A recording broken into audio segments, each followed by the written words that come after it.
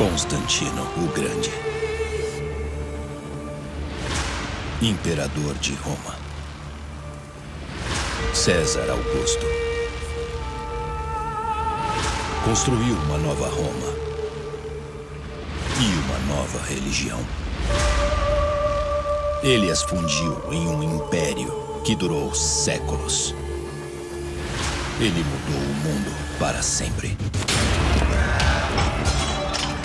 Seu poder, autoridade e influência moldaram nosso mundo. Esta é a história dele. Uma história de romance, intriga, poder e conquista.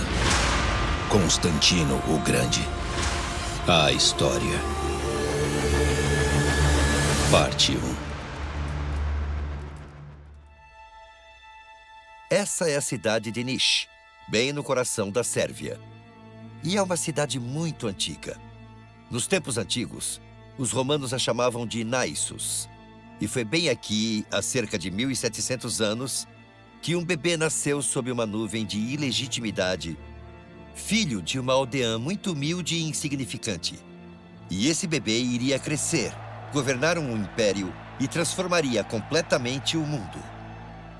E esta é a antiga terra de Israel, a 2.500 quilômetros de distância, onde outro bebê, ainda mais conhecido, nascia há cerca de 2.000 anos, filho de outra humilde aldeã. E esse bebê também cresceria para mudar completamente o planeta. E, com certeza, numa extensão impossível de se comparar com qualquer outra criança da história. Nesta série, veremos esses dois incríveis homens. Homens em cuja sombra ainda vivemos hoje. Suas impressões digitais estão por todo o mundo. Na verdade, moldaram a forma como vivemos, como pensamos e como acreditamos. Esta é a história deles. É a história de como suas vidas estavam destinadas a se cruzar e se unir em um explosivo choque de impérios. Impérios que duraram séculos e não conheciam fronteiras. Esse choque de impérios ainda reverbera em todo o nosso mundo hoje em dia.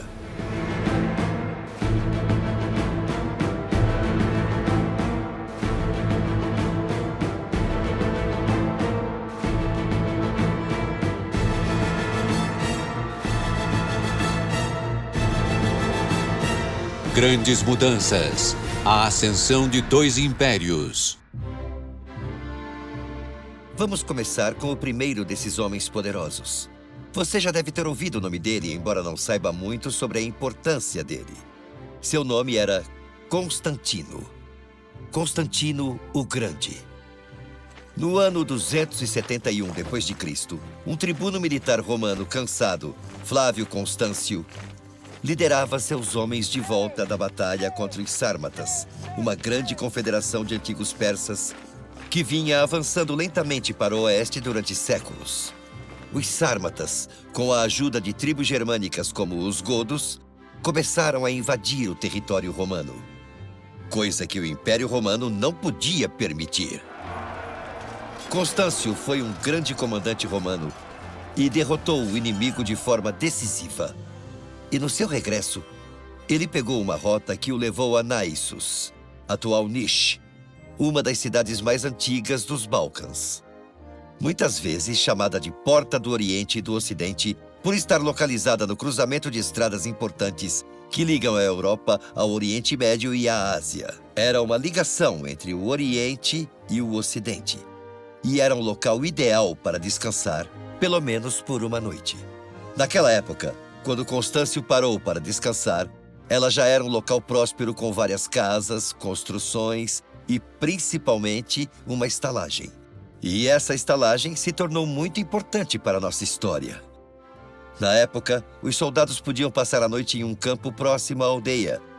Mas um oficial importante como Constâncio, não. Ah, não. Ele pegou um quarto naquela estalagem local, provavelmente a melhor da cidade. Lá, ele podia comer, ter uma boa noite de sono e fazer uma coisa que os soldados às vezes procuravam quando estavam na cidade: ter companhia durante a noite. Segundo a história, Constâncio pediu ao dono da estalagem que lhe encontrasse uma companheira para a noite. Bom, Isso pode não ter sido um pedido incomum, mas a forma como o dono da estalagem respondeu foi muito incomum. O dono da estalagem deve ter ficado extremamente impressionado com o tribuno Flávio Constâncio e acabou fazendo o impensável. Ele mandou buscar sua filha virgem de 16 anos. O nome dela era Helena. Mais tarde, naquela noite, enquanto dormia, Constâncio sentiu-se culpado pelo que havia feito. Os pesadelos dele naquela noite o fizeram temer ter ofendido os deuses por causa do que tinha feito com a jovem Helena. E bem cedo na manhã seguinte, ele rapidamente fez as malas e não perdeu tempo em deixar a cidade junto com seus homens. Mas antes de partir, como que para fazer as pazes, ele deu ao dono da estalagem sua capa roxa de oficial, que tinha uma fivela com suas iniciais. E disse a ele para manter a filha segura e que se ela tivesse um filho, era para ele proteger a criança como se fosse filho dele. Então, Constâncio virou-se e partiu, provavelmente achando que nunca mais veria a jovem. Mas o que Constantino não sabia era que Helena, de 16 anos, ficara mesmo grávida. No tempo devido, ela deu à luz um filho a quem chamou de Constantino, que significa pequeno Constâncio. No entanto, o pai não tinha ideia da existência do pequeno Constâncio. E também não sabemos se o menino sabia quem era o pai dele. Enquanto Constantino, o menino camponês, crescia na pacata Naissus, a vida de seu pai começava a melhorar. Constâncio, com 33 anos de idade, foi chamado pelo imperador romano Caro e informado de que ele seria nomeado governador da Dalmácia, região localizada na atual Croácia. Essa foi uma grande promoção para Constâncio, porque a Dalmácia era um importante território romano.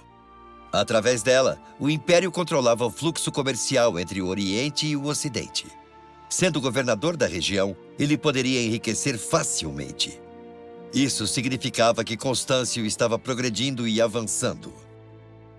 Poderia ter sido assim para Helena e Constantino, uma mãe camponesa e seu filho. Pessoas como eles não tinham acesso à elite da sociedade romana, como Constâncio. Havia um vasto abismo social entre eles que não podia ser superado. Mas quando Constantino tinha 9 anos, aconteceu uma coisa que mudou o curso da história. Foi um acaso, ou talvez não. Um grupo da cavalaria romana parou para passar a noite naquela mesma estalagem em Naissus. E pela manhã, quando chegaram ao celeiro, encontraram o jovem Constantino brincando com os cavalos. Eles ficaram tão bravos com aquele camponês insolente que começaram a espancá-lo. A mãe dele, já com seus 20 anos, ouviu a confusão, saiu correndo da casa e entrou no celeiro, gritando para os soldados: "Parem com isso! Vocês não sabem quem ele é? Ele é filho do governador!" Os soldados olharam para ela confusos e começaram a rir. Como o filho daquela camponesa poderia ser do governador romano? "Você acha que somos tolos?" eles disseram. E ela respondeu: "Juro pelos deuses que estou dizendo a verdade." E ela contou a eles a história. Quando terminou, para provar, ela correu de volta para casa e trouxe a capa de oficial que Constâncio havia dado a ela tantos anos atrás. Imagine o pânico que aqueles homens devem ter sentido ao ver as iniciais do governador na fivela. Na verdade, eles estavam espancando o filho do governador. No entanto, em vez de ficarem calados sobre isso, os soldados fizeram a coisa certa. Eles contaram ao governador que ele tinha um filho na aldeia de Naissus. E ainda disseram que o menino era a cara do pai dele. Bom, o governador poderia ficar irritado ou ficar encantado. Na verdade, ele ficou encantado e mandou chamar Helena e o filho. Helena já estava com 26 anos e ela e o menino foram recebidos na casa do governador de braços abertos. Isso deve ter sido um choque cultural enorme para aquela mulher e o filho da pequena aldeia. Eles só conheciam aquele mundinho e a vida difícil de Naissus. e do nada estavam num palácio com colunas de mármore, jardins e banheiras luxuosas. Eles foram parar nos círculos mais altos da sociedade romana. Flávio Constâncio até achou Helena atraente o suficiente para considerar casar-se com ela. No entanto, a lei romana não permitia que Constâncio se casasse com uma camponesa como sua esposa plena. A divisão social era simplesmente grande demais. Mas a lei permitia uma forma menor de casamento chamada matrimônio concubinato. Esse tipo de casamento também dava ao filho todos os direitos legais devidos a um filho, principalmente os direitos de herança. Então foi isso que Constâncio fez. Constâncio também decidiu que sua nova família precisava atingir padrões em certas áreas, como a educação. Eles eram analfabetos e só falavam a língua local. Não falavam latim nem o grego. Então Constâncio rapidamente nomeou tutores para iniciar o trabalho de ensiná-los a ler e a escrever. Os dois progrediram nos estudos. O menino Constantino, em particular, aprendeu tudo rapidamente. E isso foi bom, porque depois ele cresceu, virou imperador e recebeu o nome Constantino o Grande, cujas ideias e decisões ousadas moldaram e transformaram o mundo para sempre, fazendo dele um verdadeiro divisor de águas. Embora os deveres e responsabilidades como imperador o tenham afastado, Constantino nunca esqueceu de sua cidade natal. Durante o seu reinado, Naissos tornou-se um importante centro cultural, econômico e militar, localizado próximo a um luxuoso palácio romano decorado com mosaicos e monumentos magníficos. Ele vinha com frequência para cá e cuidava de assuntos do Estado, incluindo a aprovação de várias leis importantes. A residência imperial também foi usada por Constantino e 6 imperadores romanos posteriores como local de descanso de suas longas viagens pelo Império e também como local de solidão durante os preparativos para a guerra. Hoje chama-se Medina e é um dos sítios arqueológicos mais importantes da região. Está coberto por um grande toldo para ajudar a preservá-lo e protegê-lo. Os arqueólogos continuam descobrindo meticulosamente os seus tesouros e os trazem à vida mais uma vez. Vocês se lembram que eu disse que falaríamos sobre 2 dos homens mais importantes de toda a história? Bom, eu gostaria de ressaltar que esse outro homem se tornaria ainda mais importante na formação da nossa civilização do que o próprio Constantino. Vamos começar pelo centro do poder imperial, a própria Roma. Esta é a Ponte Fabrício. É uma ponte que liga 2 partes da cidade de Roma sobre o rio Tibre. E provavelmente é a estrutura mais antiga da região, porque foi construída uns 60 anos antes do nascimento de Jesus Cristo. O mais fascinante dessa ponte é que ela está em uso contínuo desde que foi construída até hoje em dia. É um exemplo notável da engenharia romana. Bom, os romanos eram construtores.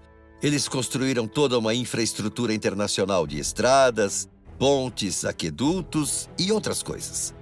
E tudo isso ajudou a unir o enorme império que eles construíram. Esse império consistia em centenas de culturas e nacionalidades diferentes. Tinha judeus a leste, bárbaros ao norte e as antigas civilizações da Grécia, da Pérsia e do norte da África.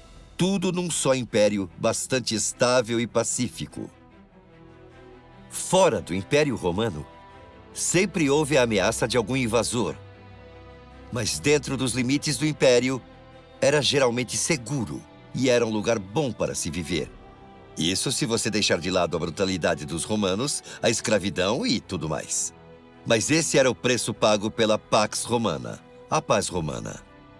Em retorno, do norte da Europa ao norte da África e da Espanha aos confins do Oriente Médio, as pessoas podiam contar com a água romana, as estradas romanas e a lei romana. E em comparação com a maioria das sociedades da época, Roma era notavelmente tolerante em questões religiosas. As pessoas tinham liberdade quase total em relação ao Deus e a como adorá-lo. O Uma das razões pelas quais essa vasta mistura de culturas funcionou bem por tanto tempo era que os romanos tinham uma pessoa mais importante no topo, que era o imperador. Contanto que você o respeitasse, tudo ficaria bem. Na verdade, você poderia adorar qualquer deus que quisesse, desde que também respeitasse a divindade do imperador. É claro que as pessoas sabiam que o imperador não era realmente um deus, mas essa não era a questão. A questão era que ele representava a autoridade de Roma. E isso não era um grande problema para as pessoas da época. Normalmente, tudo o que eles tinham que fazer era oferecer um pouco de incenso ao imperador de vez em quando, em datas especiais, como o aniversário dele. E depois podiam voltar às suas vidas normais. Mas os judeus eram uma exceção. Eles se recusavam a oferecer adoração ao imperador porque o livro sagrado deles proibia a idolatria. E eles eram as únicas pessoas em todo o império que estavam isentas de oferecer incenso ao imperador. Isso porque os judeus ajudaram muito Júlio César no passado.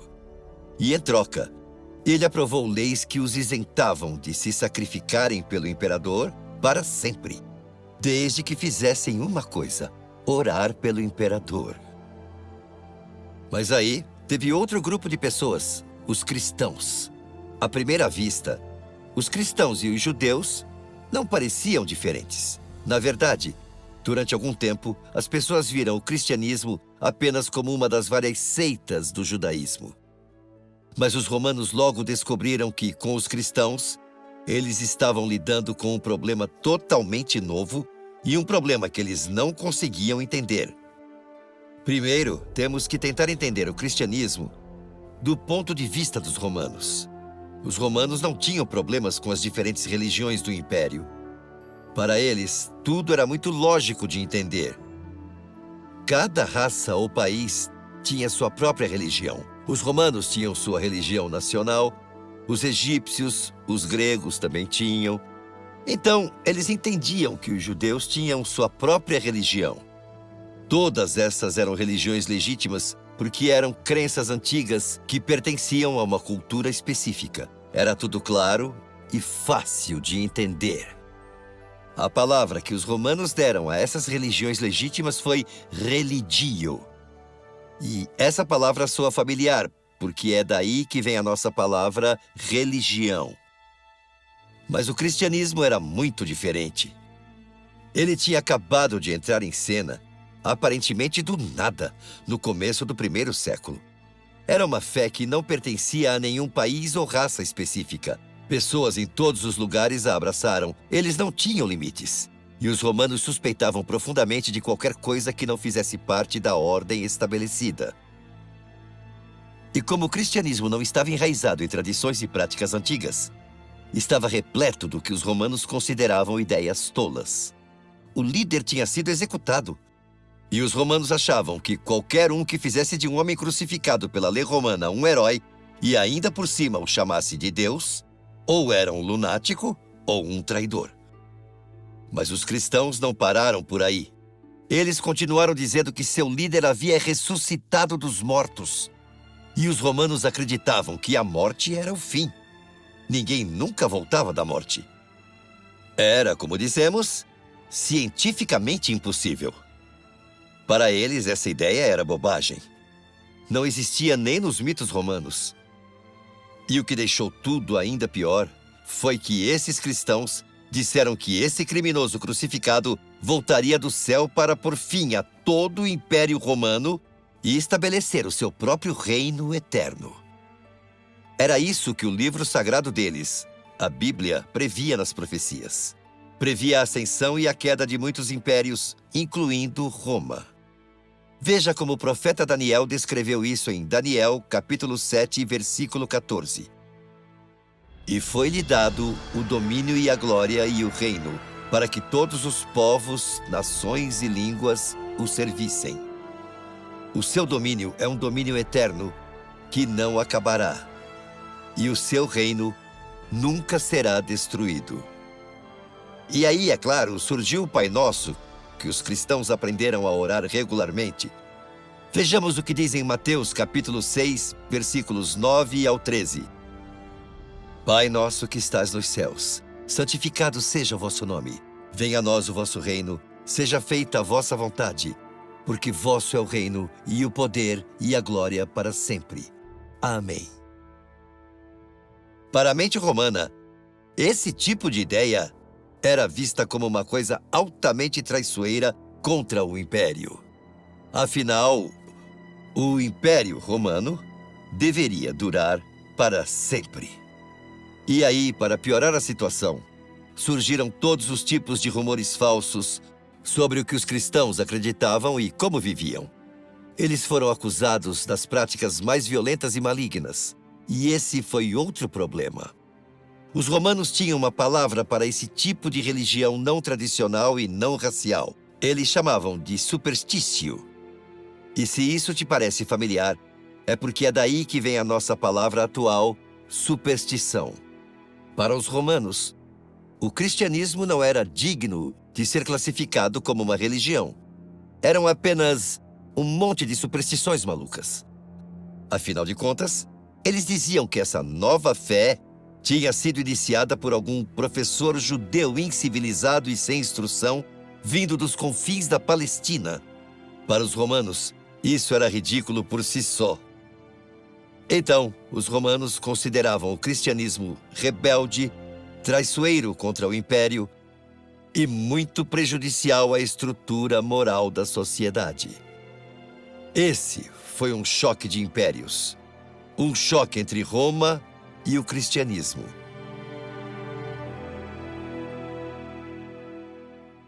Tudo isso nos leva a outro bebê que mudou o mundo. Ele também nasceu à sombra do Império Romano. Ele também era de origem camponesa e humilde, nascido numa pequena aldeia da qual ninguém nunca tinha ouvido falar. Ele também nasceu sob uma nuvem de ilegitimidade. Seu verdadeiro pai também era muito mais poderoso do que se poderia imaginar. Ele também foi um rei improvável que mudou o mundo para sempre. Seu nome, claro, era Jesus. Jesus de Nazaré. Aquele mesmo a quem os cristãos adoravam como Deus.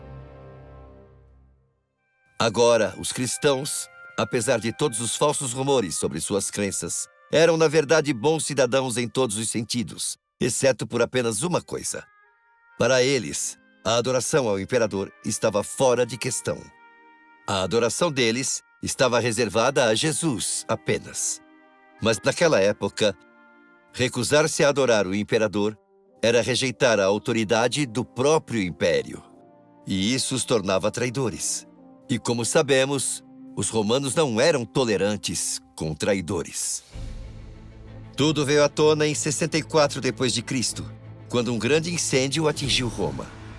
A população romana culpou seu imperador louco, Nero, e Nero culpou os cristãos como um bode expiatório conveniente. É incrível que isso tenha acontecido apenas cerca de 33 anos depois da crucificação de Jesus. E o cristianismo já havia se espalhado da Judéia até Roma. Em apenas alguns anos, ele havia atingido o coração do império. A nova religião centrada em Jesus Cristo estava conquistando os corações e as mentes dos seus cidadãos, e suas crenças, valores e princípios colidiram com os de Roma. Então, não era de admirar que os romanos considerassem o cristianismo uma séria ameaça ao seu império. Ele foi temido e odiado, e seus seguidores foram perseguidos. Mas quanto mais os cristãos eram perseguidos, mais rapidamente ele crescia. Esse realmente foi um choque de impérios. As linhas de batalha estavam definidas. Temos o nascimento de 2 bebês com semelhanças surpreendentes. Temos 2 homens que vão governar 2 grandes impérios. E no devido tempo, seus caminhos estarão destinados a se cruzar. E quando esses 2 impérios colidirem, os resultados serão incríveis. Eles terão um impacto que determinará os moldes da nossa civilização e a forma como agimos e pensamos.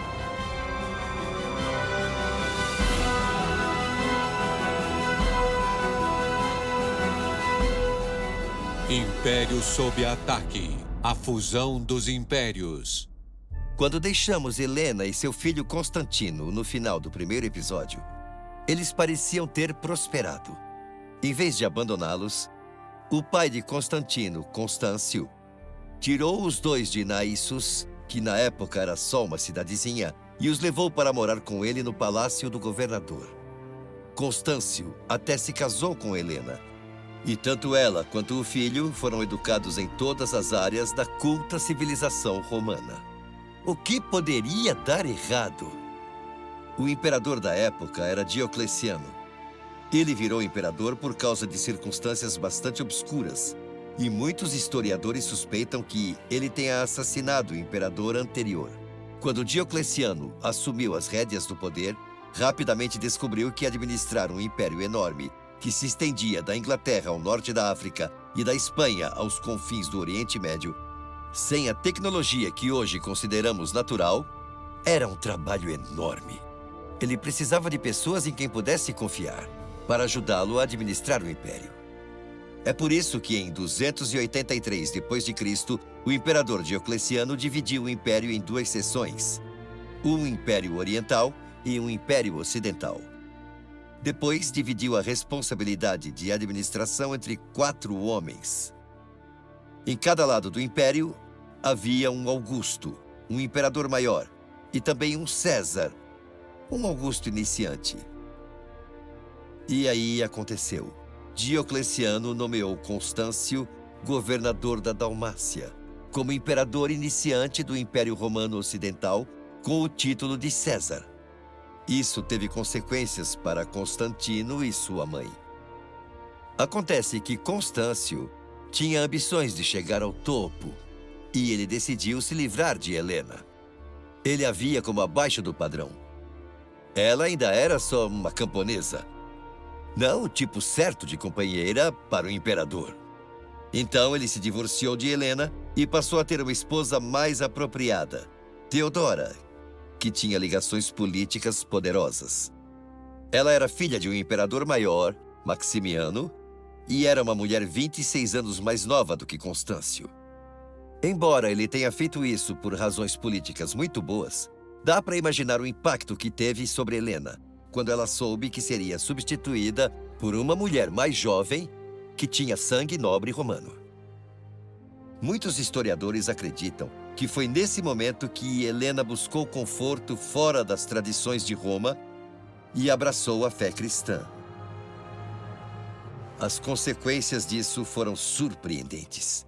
Um membro de uma das famílias mais importantes do Império agora pertencia a uma seita que o Império odiava com paixão. Naquela época, era crime ser cristão.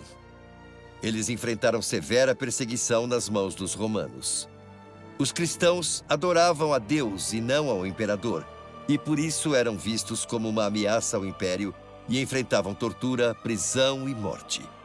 Milhares foram massacrados, e essa foi a fé que a mãe de Constantino adotou. Agora vamos voltar a Constantino. É bastante compreensível que Constantino tenha guardado rancor pelo resto da vida, pelo jeito como sua mãe foi tratada quando foi rejeitada por seu pai, Constâncio. Já adulto, Constantino recebeu a patente de centurião e foi mandado para o leste para trabalhar para o imperador, que estava sempre viajando, cuidando da administração do império e inspecionando suas defesas. Esses 12 anos que passou com o imperador Diocleciano devem ter sido formativos. Ele aprendeu a administrar um império vendo o que Diocleciano fazia. E Diocleciano não era uma pessoa muito agradável. Por volta dessa época, o imperador Diocleciano foi forçado a lidar com uma séria ameaça ao seu poder. E ela veio de uma fonte improvável. Veio de uma seita religiosa chamada Maniqueus, que tinha uma base de poder no Egito. Esse grupo foi fundado por um persa chamado Manes. Manes se autodenominava apóstolo de Cristo, embora promovesse crenças que iam em desacordo com o cristianismo, como a reencarnação. No entanto, Manes pegou emprestadas muitas coisas do cristianismo bem como de outras religiões como o budismo, o zoroastrismo e o hinduísmo.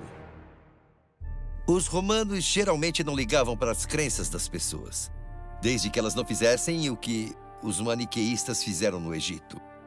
Eles organizaram uma revolta militar e, naquele momento, as crenças religiosas deles subitamente viraram um grande problema.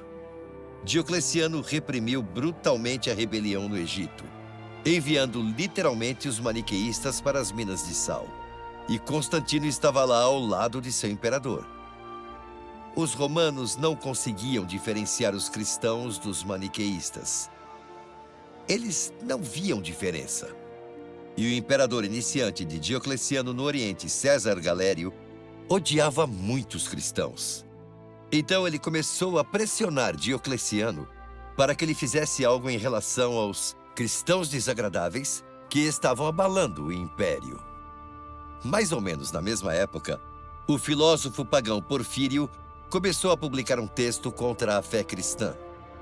Ele era um homem muito culto e seus ataques foram tão fortes que os cristãos continuaram a se defender deles muito depois de sua morte. E no fim, Diocleciano decidiu que precisava fazer alguma coisa em relação aos cristãos. Mas sabia que perseguir os cristãos no passado não tinha funcionado. Quanto mais eles eram mortos, mais cresciam em número. Então ele decidiu começar aplicando penalidades civis. A primeira coisa que o imperador fez foi demitir todos os cristãos do exército e depois todos os cristãos que trabalhavam no palácio. No entanto, quando isso não pareceu ter nenhum impacto, Diocleciano emitiu um decreto contra os cristãos a ser aplicado em todo o império, incluindo o do Ocidente. Eles não tinham mais o direito de adorar, as igrejas deles seriam demolidas e suas escrituras queimadas publicamente. Os cristãos tiveram seus direitos negados, e para que qualquer um pudesse atacá-los e roubá-los e sair impune, eles foram considerados não pessoas. Poucos meses depois, os líderes da igreja foram presos e informados de que, se não oferecessem sacrifícios ao imperador como todos os outros, seriam condenados à morte. Então o decreto foi afixado em locais públicos. Naquele mesmo dia, um cristão chamado Eurius perdeu a paciência, rasgou o decreto e pisou em cima. Ele foi preso na hora e levado para julgamento. Quando o juiz disse a ele qual seria a pena provável, Eurius respondeu: "Se vocês me matarem, não me darão a morte, mas a vida eterna. Tenho pena de vocês." O juiz respondeu: "Você é um idiota, mas a lei não isenta os idiotas da punição justa. Leve-o embora, torture-o e depois queime-o na fogueira." Os guardas levaram Eurius, torturaram ele a noite toda e, quando o sol nasceu, eles o amarraram a uma estaca e o deixaram queimar. Foi relatado que ele aceitou a morte com admirável paciência e em paz. O que o imperador Diocleciano queria era que os cristãos recuperassem o juízo, segundo ele, e oferecessem sacrifícios aos deuses. Mas eles nunca fizeram isso. Eles se recusaram. Eurius foi a primeira vítima da infame perseguição de Diocleciano, mas não foi a última. Foram muitas. Em abril de 304 d.C., o simples fato de ser cristão era motivo de pena de morte. E era um crime mortal ser cristão. Porém, na prática, a perseguição aos cristãos não foi universal ou uniforme em todo o império. A situação era muito pior no Oriente porque Galério odiava o cristianismo. Na verdade, no oeste do império, nem sempre foi tão ruim. Era onde Constâncio era o César, o segundo em comando.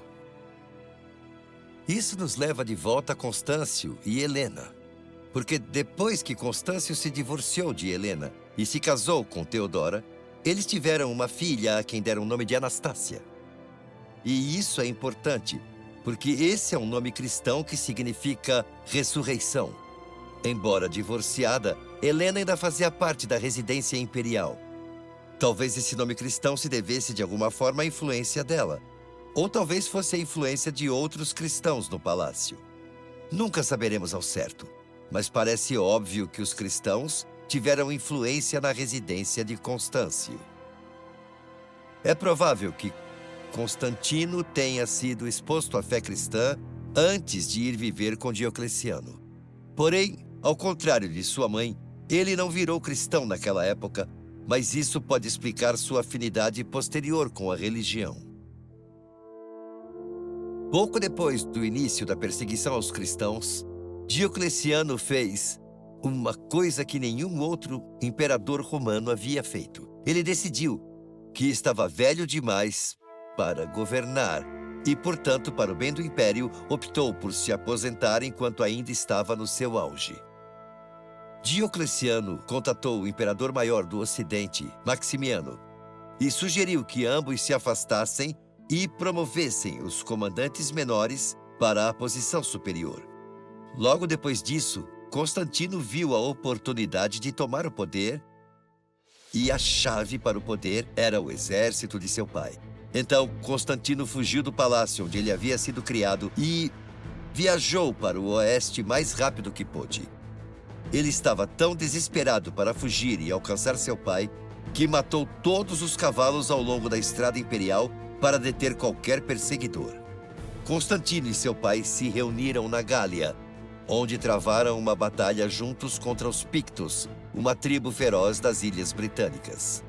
Nessa batalha, Constantino lutou tão bravamente e magnificamente que o exército honrou o pedido de seu pai moribundo e em 25 de julho de 306 d.C., os homens pegaram a capa roxa de seu pai e o aclamaram como Augusto, o governante do Império Ocidental. Mas Constantino não queria apenas o Ocidente. Ele queria todo o Império. Mas ele ainda tinha uma oposição poderosa. E como ele era esperto e paciente, ele esperou até que o momento certo se apresentasse. E ele não teve que esperar muito. Magêncio era filho do aposentado Augusto Ocidental Maximiano. E ele achava que deveria governar o Império. Por isso, convenceu a cidade de Roma a se rebelar contra Constantino. Na época, Constantino ainda era um pagão, que sacrificava a Apolo antes de cada batalha. E a influência cristã na casa dele continuou aumentando. Não só a mãe, mas também a madrasta dele, Teodora, também se converteu e até mantinha um ministro cristão dentro da própria casa. Então Constantino iniciou sua longa marcha em direção a Roma e seu encontro com o destino, abrindo caminho contra as forças de Magêncio. Constantino não foi só um grande líder. Ele também foi um guerreiro inspirador que liderou a frente de batalha. Ele decidiu acampar um pouco longe de Roma. As linhas de batalha estavam traçadas. Dentro de Roma, Magêncio fez um ataque antecipado muito incomum. Ele consultou os sagrados livros sibilinos, uma coleção de profecias pagãs, para ver se conseguia encontrar ali uma profecia sobre quem venceria a batalha contra Constantino. A resposta que ele teve foi, abro aspas, amanhã o inimigo de Roma perecerá. Magêncio ficou encantado, porque, do ponto de vista dele, o inimigo de Roma não era outro senão Constantino. E a profecia sibilina também falava que deveria haver uma batalha no dia seguinte. Mas Constantino não mostrava nenhum sinal de ataque, o que significava que Magêncio teria que atacar primeiro. Acampado fora da cidade, um mensageiro trouxe as más notícias para Constantino. Magêncio afirmava ter descoberto uma profecia que previa que ele venceria e Constantino seria morto. Os romanos eram muito supersticiosos e Constantino viu o ânimo dos seus homens desmoronar à medida que a notícia se espalhava por todo o seu exército. Constantino sabia que precisava criar seu próprio presságio para fortalecer o ânimo de seus homens antes da batalha iminente. E foi então que um dos episódios mais famosos da história mundial se desenrolou de repente. E foi nesse momento que as histórias de Jesus e Constantino começaram a se fundir. A mensagem de Jesus Cristo estava se espalhando pelo mundo, e havia alcançado o coração do império, a própria Roma. Conquistou até mesmo a lealdade de membros da própria família de Constantino, seu círculo íntimo. E aí, enquanto enfrentavam seu maior desafio na cidade de Roma, e desesperado por poderes sobrenaturais para protegê-lo do perigo e trazer a vitória, Constantino estendeu a mão e abraçou o cristianismo e o império de Jesus Cristo. Foi um choque de culturas, crenças e fés, mas Constantino acabou se dedicando e se alinhando com o cristianismo.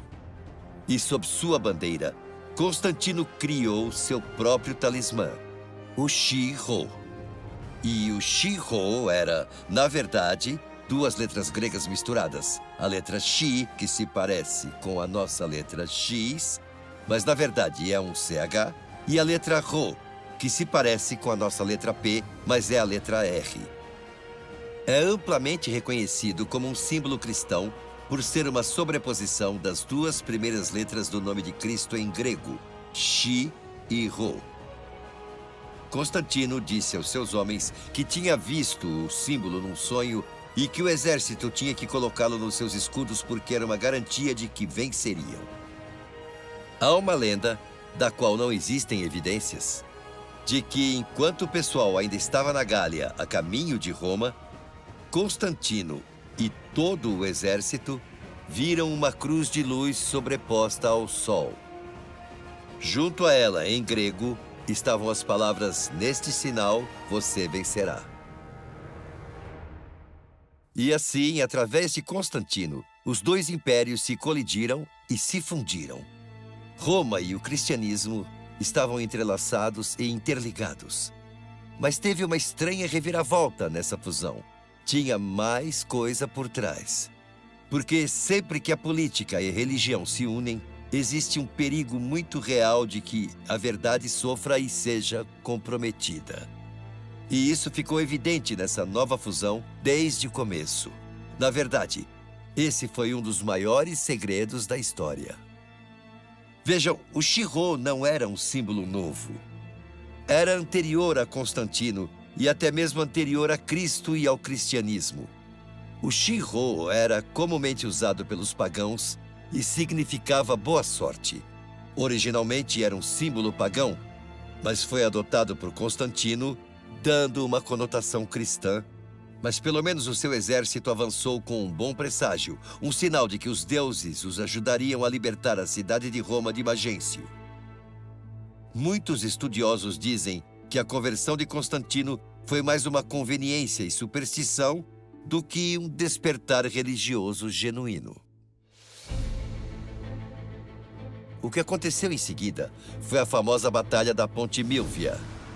No começo da manhã, o exército de Magêncio lançou um ataque surpresa contra Constantino pela Ponte Milvia, perto de Roma. Magêncio tinha certeza de que venceria. Ele tinha mais homens do que o exército de Constantino e tinha a profecia sibilina ao lado dele. O que poderia dar errado? Mas Constantino estava preparado. O contra-ataque dele foi mortalmente rápido e feroz. Ele atacou o exército de Magêncio antes que eles pudessem voltar pela ponte para um local seguro. No meio da batalha, Magêncio foi empurrado de seu cavalo e caiu da ponte dentro da água. Por causa da armadura pesada, ele não teve chance. Seu corpo coberto de lama foi encontrado nos juncos na manhã seguinte. A batalha foi brutal e durou o dia todo até o meio da tarde. No final, Magêncio morreu, seu exército foi massacrado e Constantino saiu vitorioso. No dia 29 de outubro de 312 d.C., Constantino e seus homens entraram triunfantes na cidade com o símbolo Shi-Ho estampado em seus escudos, e Constantino entrou com a cabeça de Magêncio em uma lança. Isso era incomum. Mas tinha outra coisa também muito incomum na procissão da vitória de Constantino. O costume era o herói vencedor seguir até o Monte Capitolino para oferecer sacrifícios no templo de Júpiter. Mas daquela vez, não houve sacrifícios. Júpiter não recebeu o crédito. Desta vez, a honra foi para o deus cristão. Constantino foi influenciado pela religião de sua mãe e adotou o cristianismo em momentos de necessidade. Os dois impérios sempre estiveram em guerra, mas haviam se fundido de uma forma muito diferente. A religião e a política haviam se unido de um jeito nunca visto antes e com consequências muito importantes. Daquele momento em diante, nada no mundo ocidental voltaria a ser como antes. O cristianismo havia sobrevivido à perseguição do império, mas poderia agora sobreviver à aceitação do imperador e manter a sua autenticidade e pureza.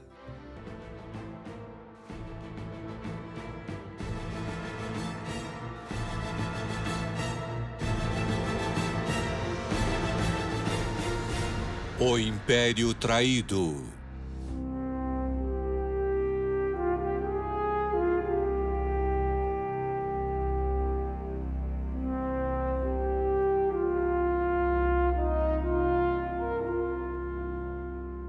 A vitória de Constantino na Batalha da Ponte Milvia definiria o mundo em que vivemos hoje. Foi um ponto de virada na história. Constantino, o Grande, influenciou a maneira como pensamos, como vivemos e no que acreditamos. Ele foi um divisor de águas. Ele foi fortemente influenciado pela religião de sua mãe e atribuiu ao deus cristão a sua vitória na batalha. Em troca, Constantino tirou o cristianismo das sombras e fez dele a principal religião do Império Romano. Pouco depois de derrotar Magêncio na Batalha da Ponte Milvia, Constantino entrou em Roma. Ele provou ser extremamente generoso e magnânimo com seus antigos inimigos. Isso incluía o Senado de Roma, que apoiou Magêncio. Em vez de se vingar e executar os senadores, Constantino prometeu restaurá-los ao seu antigo poder e glória. O Senado ficou tão grato que encomendou a construção do Arco de Constantino. Esse monumento magnífico que pode ser visitado até hoje no coração de Roma. Aquele dia, quando Constantino entrou vitorioso em Roma, foi o dia em que os caminhos de Jesus e Constantino finalmente se encontraram de forma decisiva. Foi um choque de impérios. Roma e o cristianismo. Foi um choque de culturas, crenças e fés. Mas houve uma reviravolta estranha desse choque de impérios. O que aconteceu em seguida foi tão explosivo que mudou tudo. Mudou o Império Romano, a Igreja Cristã, a política mundial e a forma como vemos o mundo até hoje. Constantino tomou a decisão radical de fundir esses dois impérios, de combiná-los num só. Mas havia mais coisa por trás do gesto.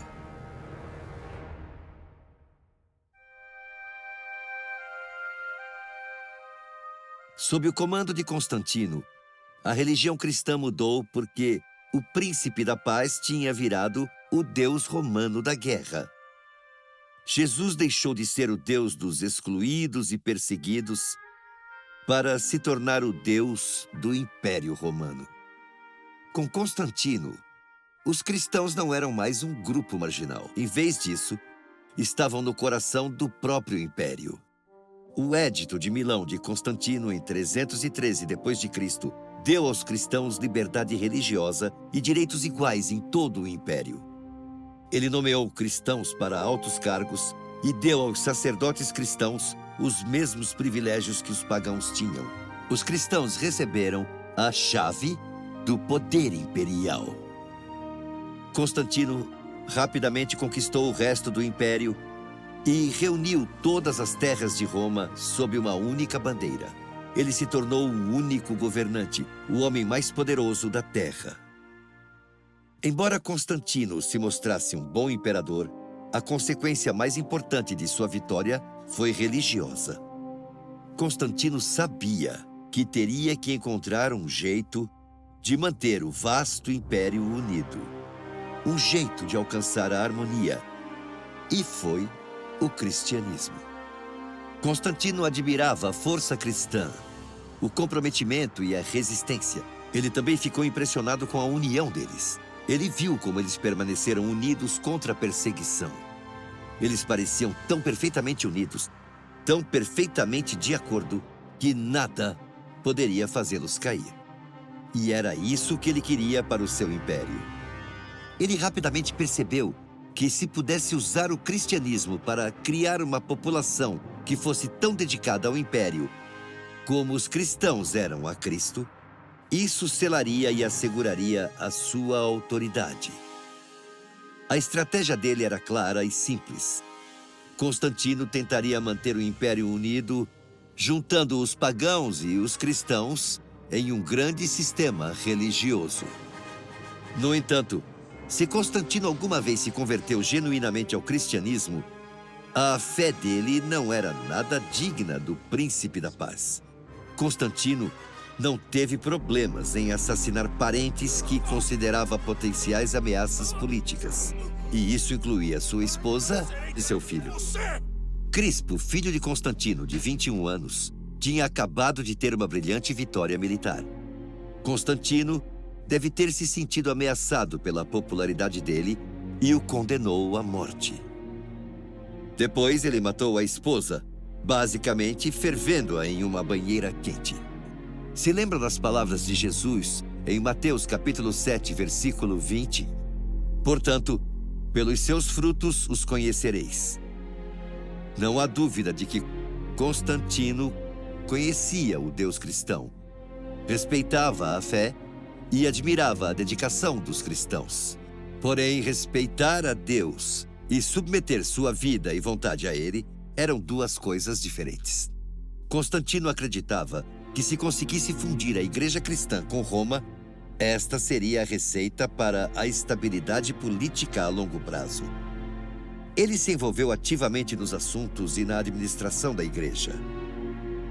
O Estado e a igreja tornaram-se cada vez mais entrelaçados e interligados. Naquela época, o Egito era um foco de controvérsia entre os cristãos. E surgiu uma questão polêmica que causou profunda divisão e ameaçou a união da igreja.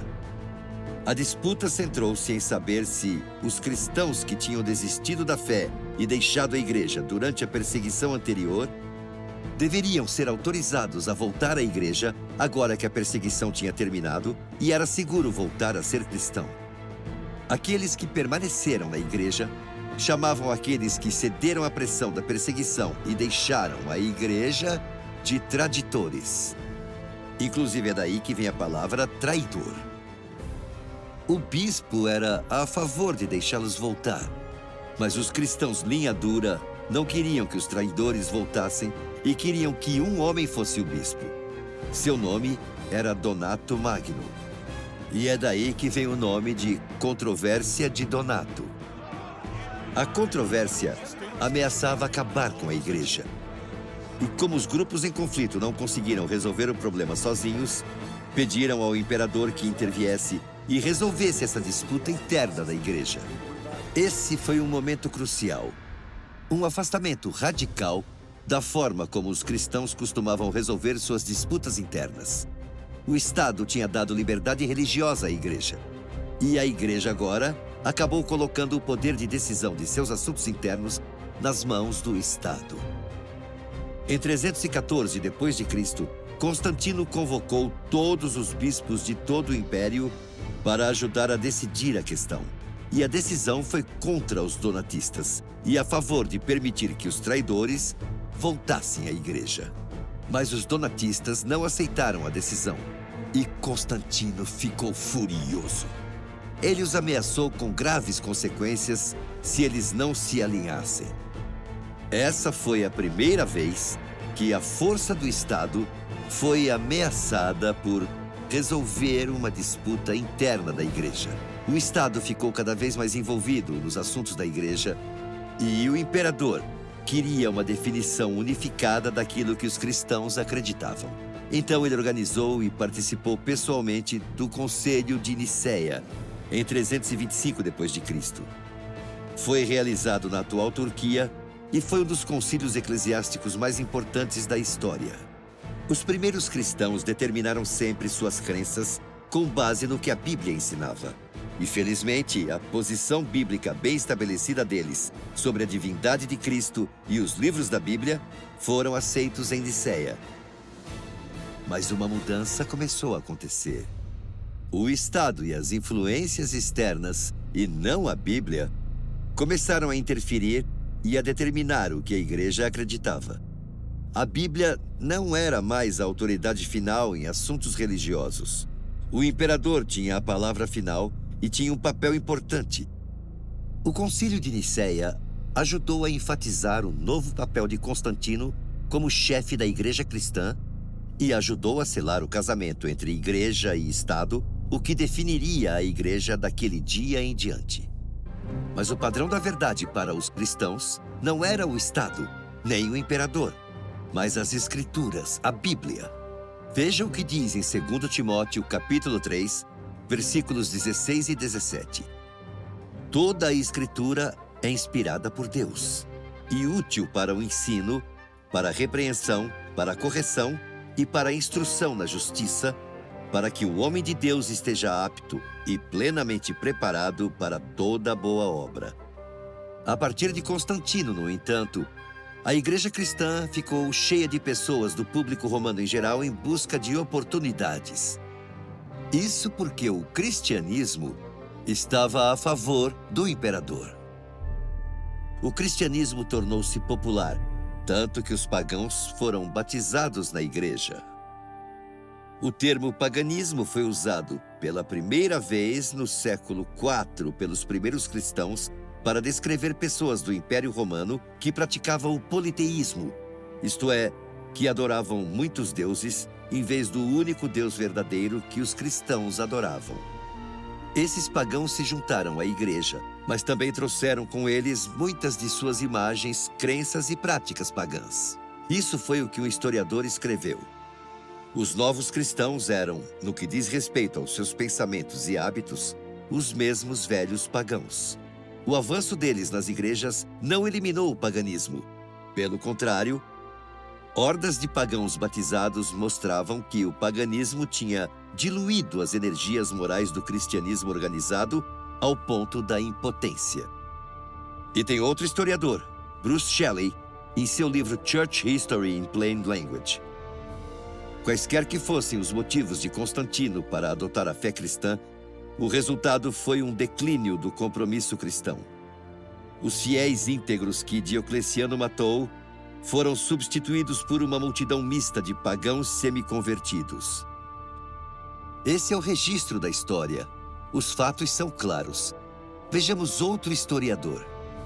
O paganismo sobreviveu na forma de ritos e costumes antigos, tolerados ou aceitos e transformados por uma igreja muitas vezes indulgente. E assim, silenciosa e gradualmente, crenças, práticas e doutrinas que nunca haviam sido ensinadas por Jesus, doutrinas que não eram encontradas na Bíblia, penetraram na igreja. Ensinamentos falsos penetraram na igreja, e muitas das grandes verdades que Jesus ensinou foram perdidas. A igreja, a fortaleza da verdade que Jesus e os apóstolos construíram, foi enfraquecida e reduzida a ruínas pela introdução e disseminação insidiosa de objetos, crenças e práticas pagãs. E, ao acomodar o paganismo e se comprometer com o Estado, o que os nossos antepassados cristãos fizeram foi lançar o que poderíamos chamar de um império substituto. Parecia o cristianismo, tinha traços do cristianismo, mas tinha alguns problemas reais.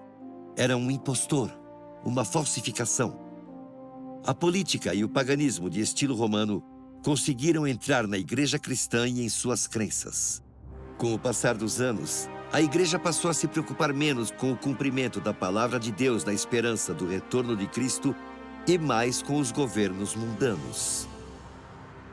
Com o imperador romano à frente da igreja, os cristãos começaram a lidar com certos assuntos da forma que Constantino lidava. eles começaram a usar a coerção e a força em vez da persuasão. A perseguição e matança de outros cristãos por parte dos cristãos, usando a força aprovada pelo Estado, começou na época de Constantino. Mas não foi isso que Jesus ensinou. Em vez disso, ele diz em Mateus capítulo 22, versículo 21. Dai, portanto, a César o que é de César, e a Deus o que é de Deus. Mas com Constantino, os cristãos começaram a confundir os limites entre o que pertencia a Deus e o que pertencia a César. Constantino estava disposto a sacrificar os ensinamentos da Bíblia a fim de facilitar o máximo possível a entrada de pagãos na igreja. Isso inclui a entrada de muitos dos dias santos pagãos para o cristianismo, a fim de tornar mais fácil a conversão dos pagãos. É por isso que muitas datas sagradas do calendário cristão tiveram suas origens no paganismo. Constantino apenas pegou os dias sagrados pagãos e deu a eles um nome diferente, mas manteve suas tradições e símbolos pagãos. Em 321 d.C., Constantino até aprovou uma lei proibindo o trabalho no domingo. A lei dizia: no venerável dia do sol, que descansem os magistrados e as pessoas que residem nas cidades e que todas as oficinas fiquem fechadas. Quando Constantino aprovou essa lei, embora fosse influenciado pelo cristianismo, ele não havia abandonado o paganismo. Provavelmente foi por isso que ele se referiu ao primeiro dia da semana como o venerável dia do sol. O primeiro dia da semana era dedicado ao deus Sol pelos antigos romanos. É o dia que chamamos de domingo atualmente. O que Constantino fez foi cristianizá-lo e depois usar a força do Estado para torná-lo obrigatório. Vejam como os historiadores registraram isso. A igreja fez do domingo um dia sagrado, em grande parte por ser o festival semanal do Sol, e era uma política cristã definitiva assumir o controle das festas pagãs queridas pelo povo pela tradição e dar a elas um significado cristão. 4 anos depois, em Nicéia, Constantino fez o mesmo com a Páscoa, que era originalmente uma festa pagã milhares de anos anterior a Cristo e que era associada ao renascimento e à fertilidade, usando coelhos e ovos como símbolos. No Concílio de Nicéia, em 325 d.C., ela foi adotada como a celebração da ressurreição de Cristo. Foi oficialmente confirmada como uma celebração cristã e ligada ao ciclo lunar. De acordo com a regra da Páscoa, ela deveria ser celebrada no primeiro domingo, logo após a lua cheia, no ou após o equinócio da primavera. O Natal também foi oficialmente adotado como uma celebração cristã durante esse período da história. Ninguém sabe o verdadeiro aniversário de Jesus. Nenhuma data é fornecida na Bíblia. Os pagãos celebravam o nascimento de Mitra, o deus do sol, no dia 25 de dezembro. Sob o comando de Constantino, foi aceito como aniversário de Jesus e a igreja em Roma começou a celebrar formalmente o Natal em 25 de dezembro de 336 d.C. E assim, com tudo isso acontecendo, os dois impérios se fundiram.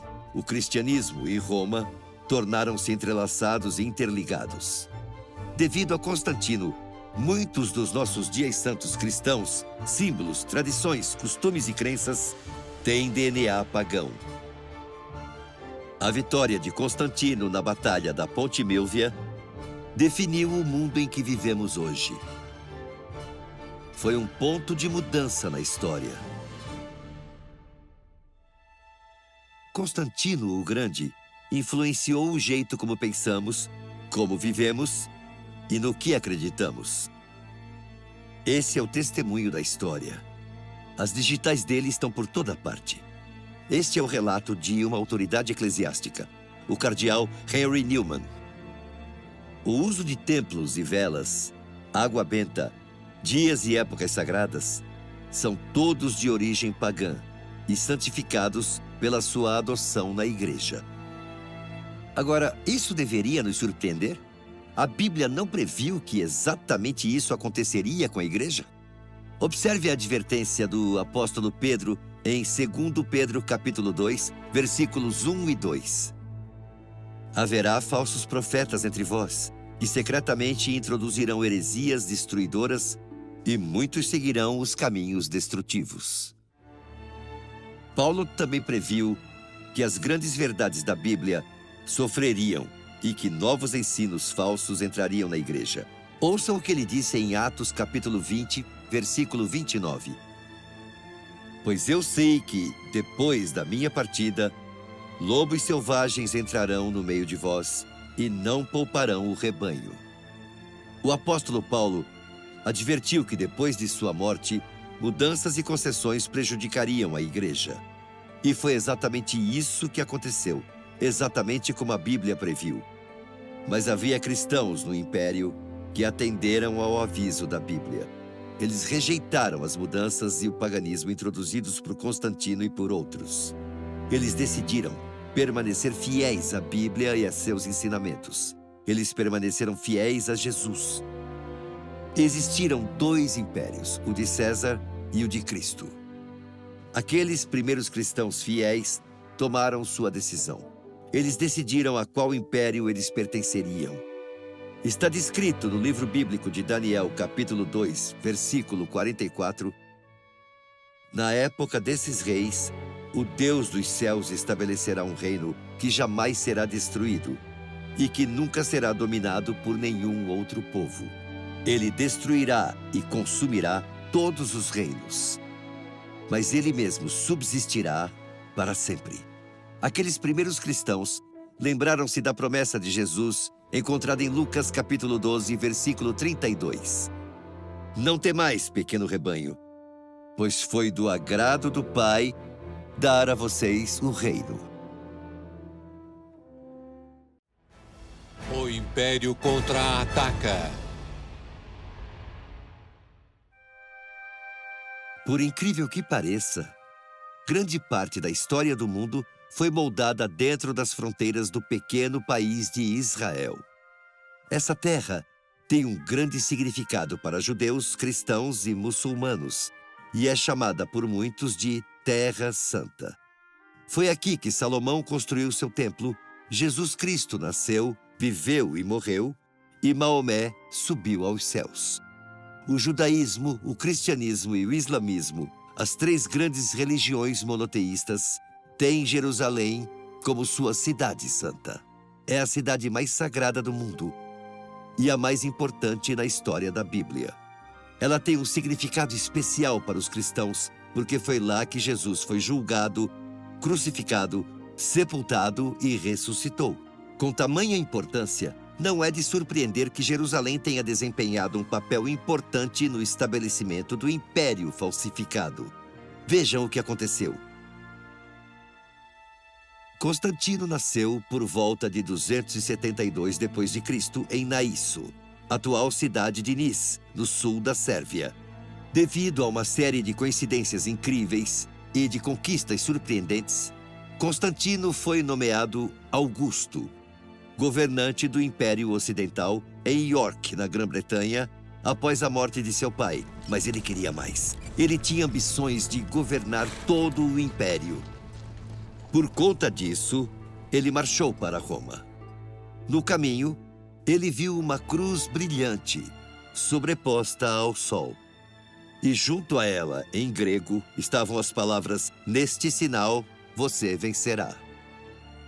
Então, Constantino, que era um adorador pagão do sol, converteu-se e abraçou o cristianismo.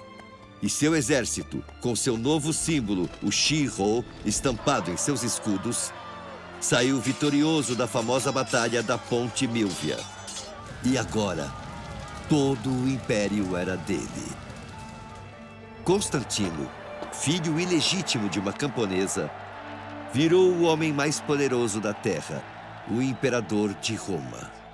Para ele, o Deus cristão foi o responsável por sua vitória e pela ascensão ao poder. Em troca, Constantino tirou o cristianismo das sombras e fez dele a principal religião do Império Romano. Mas há muita controvérsia sobre a relação entre Constantino e o cristianismo, porque, veja, não há nenhuma evidência histórica de que Constantino tenha mesmo se convertido ao cristianismo. Ele nunca abandonou completamente suas raízes pagãs e continuou com muitas práticas pagãs, incluindo a veneração ao sol. Então, todas as evidências sugerem que ele era um oportunista que usou o cristianismo para obter ganhos políticos. Constantino sabia que teria que encontrar um jeito de manter o vasto império unido, um jeito de alcançar a harmonia. E foi aí que ele precisou do cristianismo. A estratégia dele era clara e simples. Constantino tentaria manter o império unido, juntando pagãos e cristãos em um grande sistema religioso. Ele criaria um império substituto diferente, um império falsificado. Constantino acreditava que se conseguisse fundir a igreja cristã com Roma, esta seria a receita para a estabilidade política a longo prazo. E então ele se envolveu ativamente nos assuntos e na administração da igreja. O resultado final foi a unificação da igreja com o Estado. Constantino organizou e participou dos grandes concílios da igreja e desempenhou um papel importante nas decisões de doutrina e ensino. Os primeiros cristãos sempre determinaram suas crenças com base no que a Bíblia ensinava, mas uma mudança começou a acontecer. O Estado, que se baseava nas influências externas e não na Bíblia, começou a interferir e a determinar as crenças da igreja. A Bíblia não era mais a autoridade final em assuntos religiosos. O imperador tinha a palavra final e desempenhava um papel importante. Isso foi claramente visto no Concílio de Nicéia em 325 d.C., um dos concílios eclesiásticos mais importantes da história. Ele estabeleceu uma definição unificada daquilo que os cristãos acreditavam. Constantino desempenhou um papel de liderança, enfatizando sua nova posição como verdadeiro líder da igreja. Além de presidir o Concílio de Nicéia, Constantino embarcou em um ambicioso programa de construção de igrejas que incluía a construção da primeira basílica dedicada a Pedro em Roma. E um ano depois do concílio, ele encarregou sua mãe, Helena, de viajar a Jerusalém para redescobrir os locais associados aos acontecimentos notáveis da vida de Jesus, com a intenção de construir grandes igrejas nesses locais também. Ele também procurou relíquias, coisas pertencentes a Jesus ou a pessoas associadas a ele. A iniciativa de Constantino abriu caminho para a transformação de Jerusalém na cidade santa do cristianismo e mudou para sempre o destino de Jerusalém. Embora sua mãe, Helena, tenha chegado a Jerusalém cerca de 300 anos depois da época de Jesus, período durante o qual a cidade foi totalmente destruída em pelo menos 2 ocasiões, ela afirmou ter localizado os lugares exatos associados a eventos importantes na vida de Jesus. Ela teria encontrado o local onde Jesus nasceu, o campo onde o pastor viu o anjo, o local onde ficava a carpintaria de José, o local onde Jesus foi batizado, o local perto da Galileia, onde aconteceu o milagre dos peixes e dos pães, o local onde Jesus estava quando proferia o sermão da montanha. Ela viu o local onde Jesus transformou água em vinho, o local onde Judas traiu Jesus com um beijo, o verdadeiro caminho que Jesus percorreu para a crucificação, a Via Dolorosa. Ela descobriu onde ele foi crucificado, sepultado e ressuscitou, e onde ele subiu aos céus. Ela afirmou ter encontrado tudo. Mas não foi só isso. Ela achou mais. Ela supostamente encontrou os itens que foram usados por Jesus e associados à crucificação dele. Ela afirmou ter encontrado a verdadeira cruz, a placa da cruz, os pregos da crucificação, a coroa de espinhos, o túmulo de Jesus, a esponja, a lança e as roupas funerárias. E outras relíquias, como os ossos e pertences dos apóstolos e de pessoas associadas a Jesus. Essas chamadas descobertas aqui em Jerusalém e na Terra Santa provocaram uma mudança radical no cristianismo e na igreja. Até então, ninguém havia se concentrado nos locais da terra natal de Jesus e onde ele possivelmente teria andado e trabalhado. Mas aí, tudo mudou. Algumas das maiores e mais sagradas igrejas do cristianismo foram construídas nesses locais, e isso criou uma trilha de peregrinação para quem desejava visitar todos os locais do Evangelho. Visitantes cristãos começaram a chegar em grande número. Jerusalém deixou de ser só mais um posto avançado dentro do território romano e virou uma parte fundamental e central do novo império. E as relíquias de objetos supostamente associados a Jesus ou a pessoas próximas a ele, incluindo ossos, dentes, cabelos e pertences dos apóstolos e santos, foram levados para Roma por Helena. E aí, eles começaram uma mania de veneração de objetos sagrados. O povo da Europa Ocidental ficou obcecado por relíquias. E em pouco tempo, parecia que todas as igrejas na Europa tinham ou queriam algum tipo de relíquia para atrair visitantes e aumentar a congregação. As relíquias eram expostas ou colocadas no altar ou colocadas em tumbas especiais. As pessoas acreditavam que as relíquias poderiam curar os doentes, extinguir incêndios, proteger aldeias e derrotar exércitos. Tudo isso alimentou a demanda por esses itens e um mercado muito lucrativo se desenvolveu em torno das relíquias. Assim, por razões religiosas, econômicas e até políticas, o número de relíquias cresceu gradualmente até existirem milhares delas. As relíquias viraram uma boa estratégia de lucro e tinha muita fraude envolvida. Por exemplo, diziam que era possível construir uma embarcação grande com todos os pedaços de madeira que diziam ser da cruz de Jesus. E diziam que mais de 1000 pregos foram usados em sua crucificação. Havia várias cabeças que eles diziam pertencer a João Batista. E havia pelo menos 28 túmulos dos apóstolos, quando Jesus só tinha 12 deles. Então é óbvio que muitas relíquias religiosas eram geralmente fraudes. Mas o verdadeiro problema era muito mais profundo que isso. Veja bem, os primeiros seguidores de Jesus e os primeiros cristãos baseavam todas as suas crenças nos ensinamentos puros de Jesus e em sua palavra, a Bíblia. A salvação e a santidade vinham através da crença e da fé, somente em Jesus. De repente, tudo havia mudado. Em vez de depositarem a fé em Jesus, as pessoas começaram a venerar relíquias. Essas relíquias viraram objetos de devoção. As pessoas acreditavam que, ao se aproximarem de objetos associados a alguma pessoa santa ou um santo, a santidade dessa pessoa era de alguma forma compartilhada com elas ou transferida para elas. Elas acreditavam que era assim que virariam santas, que assim conseguiriam a salvação. Relíquias, peregrinações e imagens tornaram-se centrais para o cristianismo. O acesso a Jesus e a salvação não se dava mais pela fé e pela crença, mas por meio de imagens e objetos de devoção. E assim, o conceito de relíquias, de coisas sagradas, enfraqueceu sutilmente a mensagem central do cristianismo, a mensagem de Jesus e da Bíblia. Infelizmente, a igreja acabou adotando as crenças e as práticas do paganismo.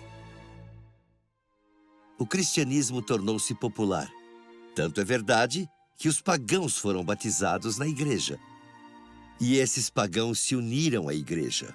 Mas eles também trouxeram junto muitas de suas imagens, objetos, crenças e práticas pagãs.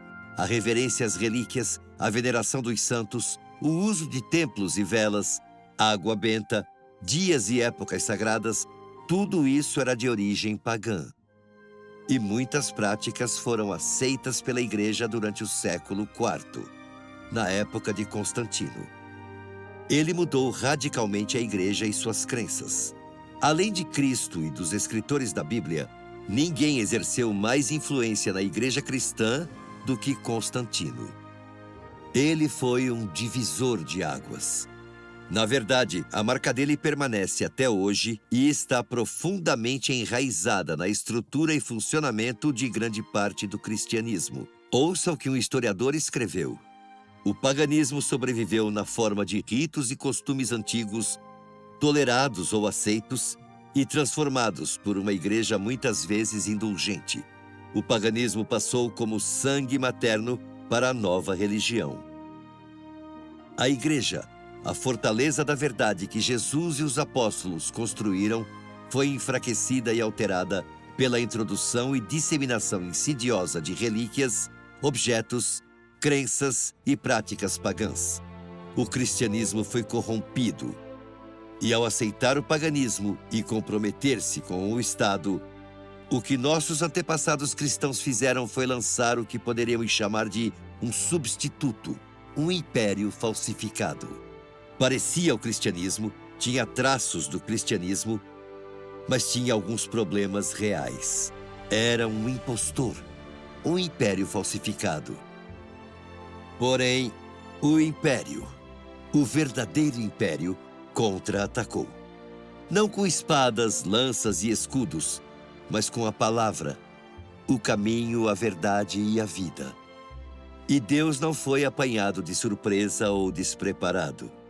Deus lançou o contra-ataque final baseado em Jesus Cristo e em sua palavra. Sim, Deus tinha um plano, uma estratégia. Ele manteria a chama da verdade viva através de seguidores fiéis, testemunhas que não aceitavam os falsos ensinamentos e as práticas pagãs que tinham se infiltrado na igreja. Eles permaneceram fiéis aos ensinamentos puros de Jesus e à sua palavra, a Bíblia. Grupos como os valdenses, que viviam no alto dos vales de Piemonte, no norte da Itália, bem próximo aos Olmos Espetaculares, conseguiram uma tradução da Bíblia e ficaram com a verdade bíblica em sua forma mais pura.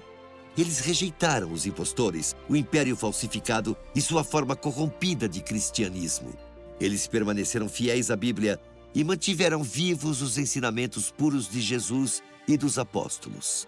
Eles ensinaram aos jovens as grandes verdades da Bíblia e os treinaram para servir a Deus. Esses jovens desceram então para as aldeias e cidades da Itália e de outros lugares. Eles explicaram que Deus era um Deus de amor e misericórdia que aceitava as pessoas com base na sua fé, na sua crença nele. E eles espalharam essa mensagem poderosa da palavra de Deus.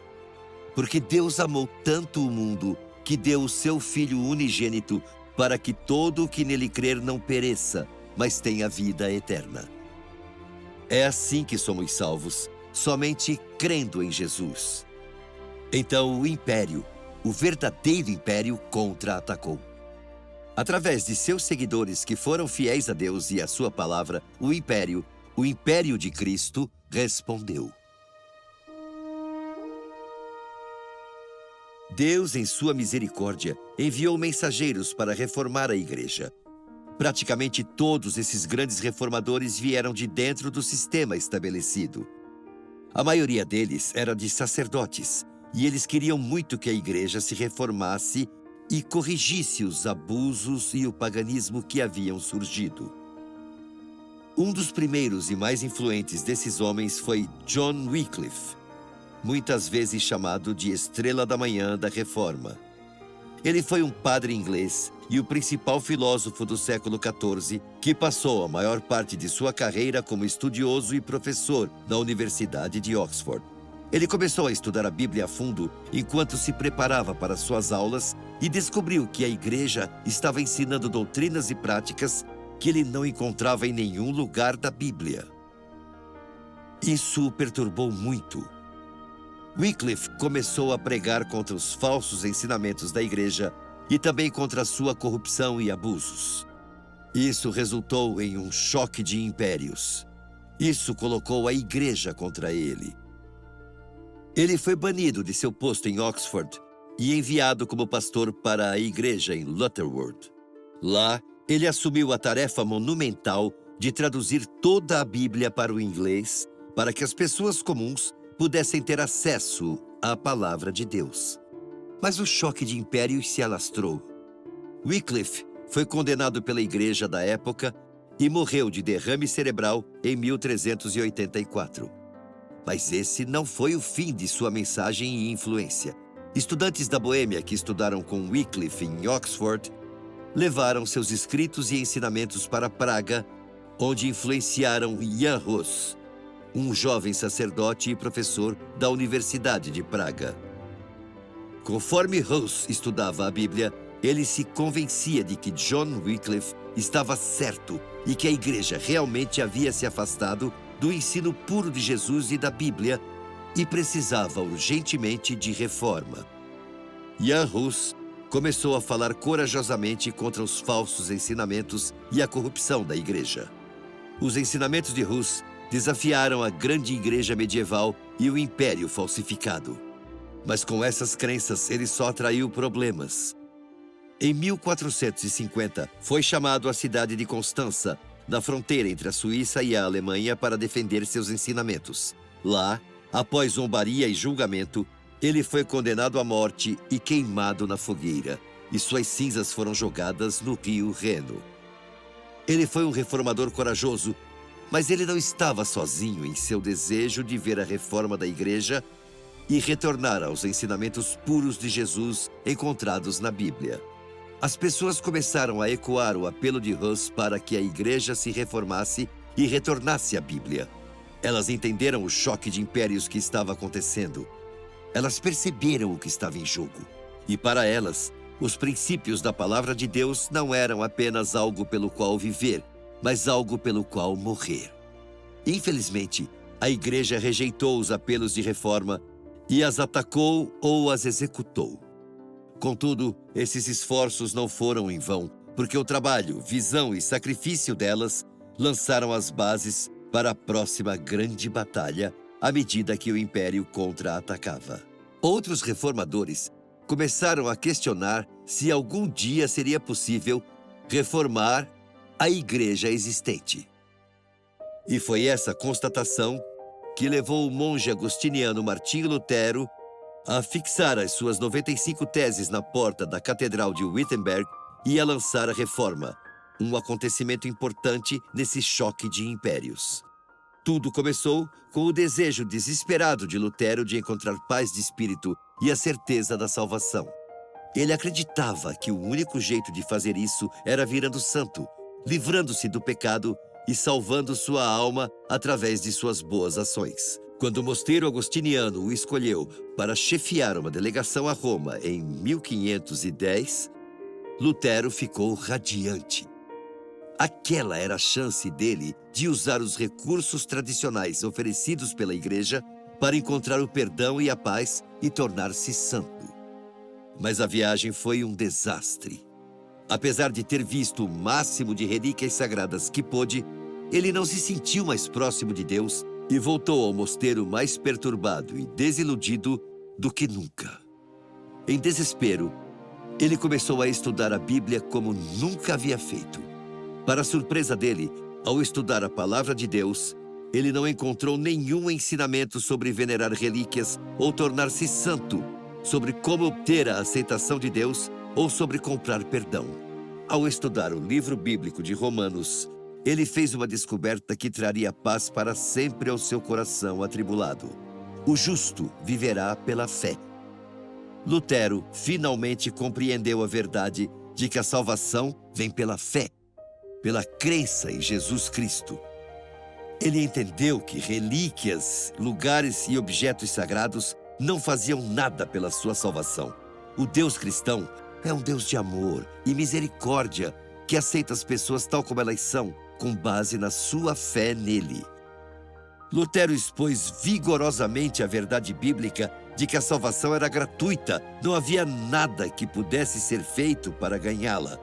A salvação era um presente. Lutero mal podia acreditar nessa boa notícia. Apesar dos erros que cometeu em sua vida, apesar de sua culpa, ele poderia ser creditado com santidade, porque Jesus, que realmente é santo, sofreu o seu castigo na cruz.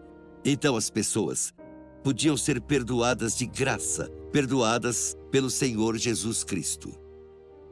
Essa mensagem bíblica, o Evangelho, foi um grande golpe do Império de Deus e logo se espalhou por toda a Europa, pela América, pela Austrália e Nova Zelândia e por todo o mundo. Essas boas novas, o Evangelho, mudaram a vida das pessoas e trouxeram paz interior, felicidade e vida eterna a elas. Isso fez muita diferença e virou a principal diferença entre os dois impérios. Na verdade, ainda é o principal motivo de batalha entre os dois impérios. Pois é, a batalha não acabou.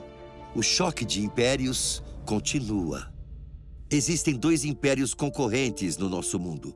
O Império de Deus, baseado em Jesus e em sua palavra, e o falsificado, baseado na tradição. Ambos estão competindo por nossa lealdade. A escolha é sua.